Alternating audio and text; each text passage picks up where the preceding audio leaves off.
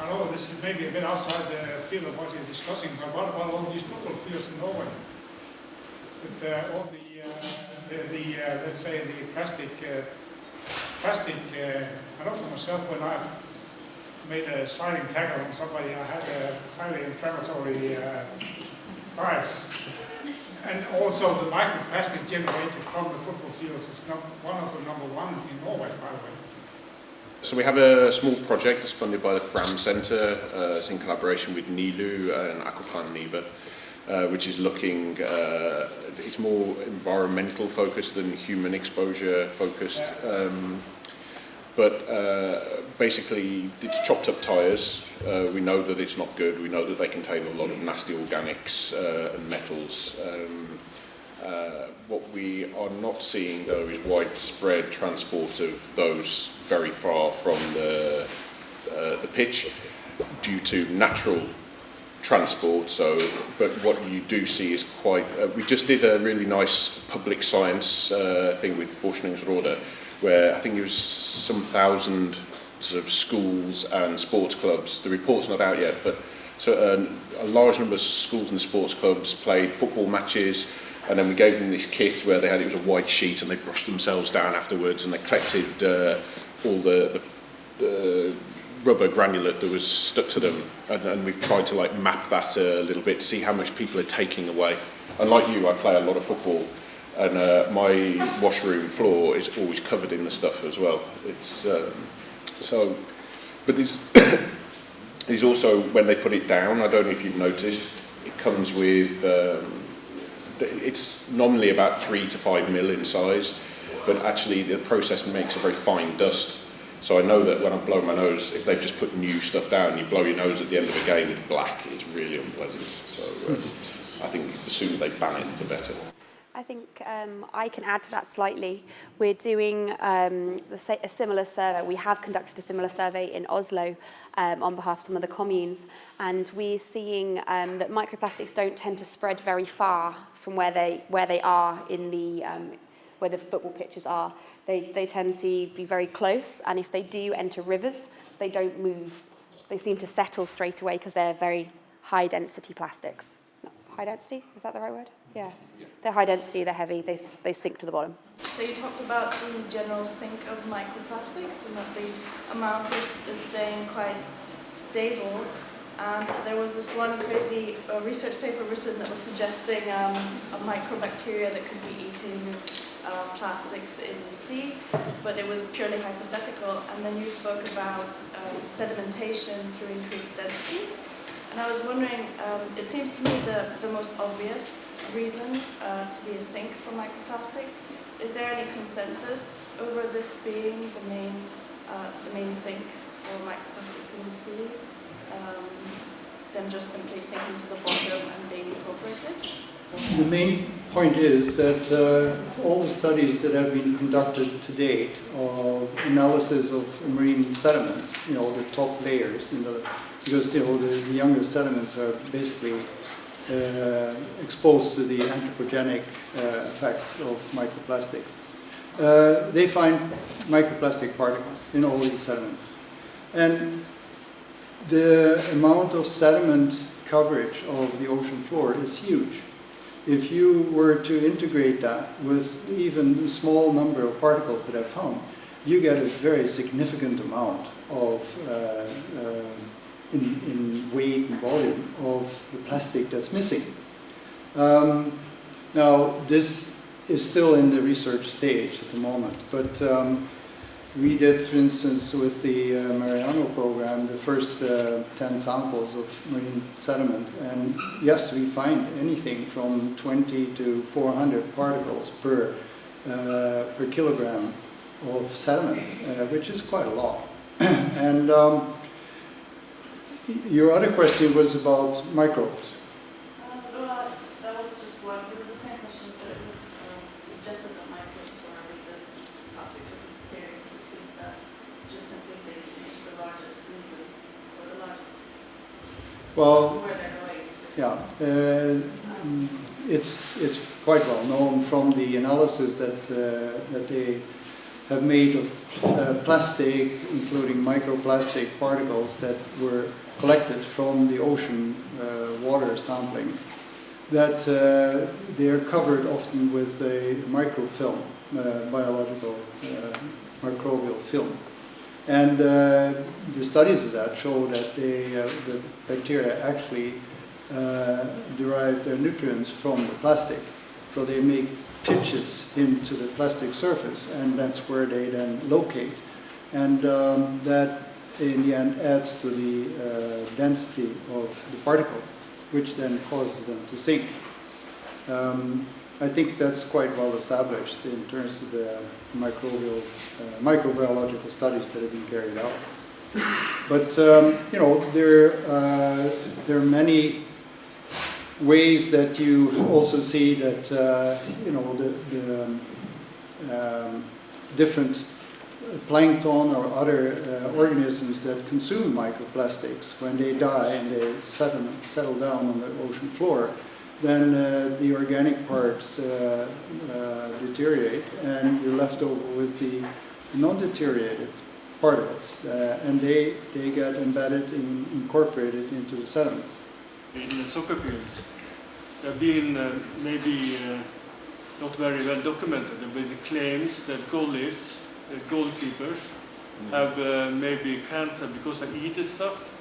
And I think in my humble opinion, I think this rubber is more carcinogenic than the ordinary plastics because of the thing that you put into them to be rubber. So is there any studies that shows or try to see if soccer players, or especially the goalies, have a higher rate of cancer than the ordinary population, or is this just random that some goalies got cancer and they should have, because this is a large number effect of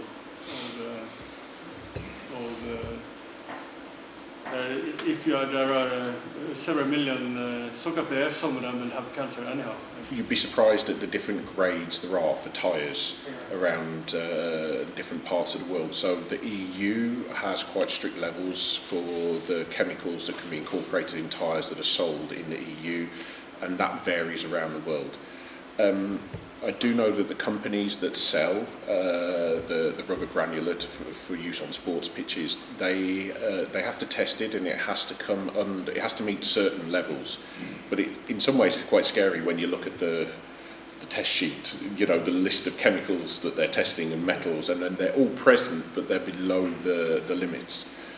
I'm not aware of any direct studies that have gone into any detail looking at specifically goalkeepers or any sports players and linking that to cancer, but I have heard the same story. I don't know where it came from. I have heard the same story that you have, that there appeared to be an increased incidence of cancer in, I don't know whether it was football players or goalkeepers specifically, so I guess that will come. But I think that everyone knows that this is a problem, and probably from my perspective, I think it's one of the most crazy things that we've done in recent times, that we had a problem with a waste product, tyres. We didn't know how to deal with them, and somehow we decided that it was a good idea to cut them up into small pieces and spread them all over the country. We're all over the football pitches, and consider that was recycling. And for a long time, for some reason, we thought that was perfectly acceptable. So, can I just, whilst I've got the mic, can I take 1 second just to add to a response to your questions? We've just done a report for the Environment Agency, Miljö Direktoratet, where two of the things that we covered were distribution and degradation in detail of plastics. On the distribution, we took a large, we surveyed all the literature, and then we made a lot of assumptions, but basically we've estimated that over 95%, I think it was, of microplastic in the ocean is currently in sediments, which it's what you would kind of expect. And the thing with microbial degradation as well, we actually think is really, really limited process, because if you think about it, how many plastic items do you have at home? Are they biodegrading rapidly in your house? We have plastic clothes, they're not biodegrading on you, and that's a nice, warm, moist environment with lots of bacteria. So we really think that it's actually UV degradation is the main process, and unless you fragment the plastic, the polymer down to monomers, you get fragments of the polymer chain. It's only at that stage that real biodegradation can start to kick off in any major way. So you've got to get a lot of other degradation first. I know that today we can produce materials which have different levels of biodegradability. And in a way, how these materials will work in the nature is not clear to me. Because from the first talk, it sounds like all the materials go to nanoparticles, and it will end up there, and it stops there. But now we heard a little bit that there may be some bacteria which can. But it's really interesting to see the life cycle of these materials. From, let's say that we throw them all into the nature, and what will happen? Will they actually disappear? Go back into nature chemically with time, or what will happen? So two things, biodegradable materials I'll come to in a second, but this degradation process, it's really, really long process for many of the materials. And I think what we're seeing is very much what Jan has started to see with the experimental work that they're doing, is that they get buried in the sediments. So it's more likely that these things are going to hang around for hundreds to thousands of years. And as soon as they're in the sediment, it's cold, it's dark, there's low energy. So these other degradation processes prior to biodegradation aren't happening. So if you've got large plastic items that sink to the bottom, I mean, they're finding car tyres that look unchanged, apart from things living on them, unchanged, that have been down there for decades. I mean, these things are going to be hanging around. Plus, there's the other issue of the additive chemicals. Most of these additive chemicals are added to plastics to make them even more stable. UV stabilizers, antioxidants. So these are things that prevent degradation processes. In terms of biodegradable materials, I'm quite skeptical about these, I have to admit. I think a lot of people have seen them as the answer, but actually a lot of them don't degrade well in the natural environment. It also makes it puts across the perspective that against circular economy, that it's more of a throwaway item, that it's okay that this goes in the environment, but it's still going to go through a similar degradation process, maybe a bit faster, but it's still going to go macro, micro, nano, so still the same problems. I don't think that biodegradable plastics are an answer to most problems with plastic. On the first presentation with the exponential increase of plastic production, which was going to be really high in 2050. How does that fit with the possibly declining oil industry? Is that anything that has been considered, or is the oil industry produces so much that it's not a limiting factor? Plastics don't just get made from oil. There's many different materials that can be used to create plastics. So we're moving more and more into plastics that are produced from cellulose or wood and other material that I can't name off the top of my head right now. But they're all materials that are chemically modified to form plastic. So I mentioned about the renewable resources that like cellulose. So if oil is declining, then we have alternatives and they'll probably be used. If we don't look at the production methods, are there actually any differences between the plastics that are produced from bio sources and or the petroleum? Is any of them better after they've been used? I work quite closely with a colleague who in Syntef polymer chemistry department. It's really important to remember that the bioplastics are the same plastic at the end. So you take cellulose, you take your biological material, and you're creating polyethylene, polystyrene, PET. So it's the same plastic that's made at the end, so it's going to be just as persistent. It just comes from a different source. And something else to consider with these, with using more what are called green sources, of course, is that it puts extra demand on terrestrial systems. If you think of the amount of plastic we use, if we're going to grow all of our plastic, We need to have better loops for feeding it back. We can't sustain a shift completely away from oil-produced plastics to bio-produced plastics. So what is the correct way to dispose of plastic? In Trondheim we do some recycling, but we also burn a lot of plastic. And how badly should people avoid purchasing plastic? Or is it okay because we burn it and then it's gone? It's getting it back in the system, keeping it within that circular economy, preventing it from becoming waste. So irrespective of the recycling or repurposing method that is used, we've just got to make sure plastics get there and it's used effectively. Burning is for energy generation, and once it's burned, if I'm correct, please correct me if I'm wrong, it's reused.